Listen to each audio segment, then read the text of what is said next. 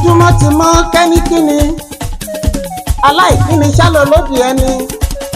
gbèrègèdè ìwọ ló ṣe yèyí ojúmọ́ mọ́ àánú olúwa pọ̀ o ọmọ Pretty Yẹ́misí ọdún ti sáré títí ọdún òbọ́dún láyé o oṣù ní gbẹ̀rẹ̀ títí oṣù ògbóṣù lọ́nà òní láyẹyẹ ọjọ́ òbí rẹ tá a kó lórí ire ọmọ sílé ayé àdúrà gbèmí ọmọ Yewale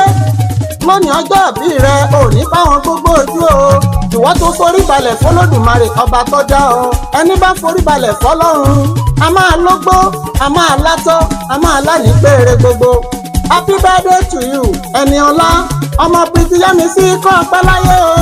ilẹ̀ Ẹ̀gbá nìyẹn ọmọ Lisa bí agbègbè àkàlà erin jogún ọlá òṣìlẹ̀kùn palẹ̀kùn dé ọmọ Yewale bàbá mi ti ń jẹ́ Scavo tó rántí o ọjọ́ tí mo ní kẹ́ ẹ wá fọ̀rọ̀ yìí hàn mí lé bàbá tó bí yín lọ́mọ ẹni ń gúnyán lẹ́bẹ̀ẹ́ tẹ́mi ó ro kakọ́ mi nìjọ̀jọ̀ mo bá gúnyán lẹ́bẹ̀ẹ́ tán mo ro kakọ́ mi nìjọ̀jọ̀ kàkà kẹ́ ẹ fọ̀rọ̀ yìí hàn mí pẹlẹbẹ ìdílẹ́gbẹ́lẹ́ mi lọ́wọ́ o Deborah o èmi ò kúkú mọ̀ pé yúnmúyúnmú lóró pé o nọ̀mùnọ̀mù lóró kù nílé bàbá tó bá yín lọ́mọ orò ń pagi orò ń pọ̀pẹ̀ orò tí ń pa gbágudá làbá máa koríki bàbá tó bí yín lọ́mọ ẹ̀yọ́ mi rí jogún ọlá àrídìí ogun lójú ogun Ẹ̀gbá aláké bàbá tẹ̀yìn ni wọ́n ròyìn ogun bàrà fágbè Ẹ̀gbá nìyẹn máa dúró gbẹrú má dúró gbẹ̀kọ́ Ẹniọlá ẹrú ní má sí ni ẹ̀kọ́ kì í sìyàn nílé bàbá tó bẹ́ yín lọ́mọ ṣé bí wọ́n bí yín láké ẹgbẹ́ lẹ́nu dédé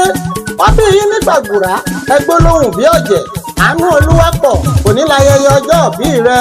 August 16, 2025 ẹni bá ro kúrò ẹni ilé ayé ẹ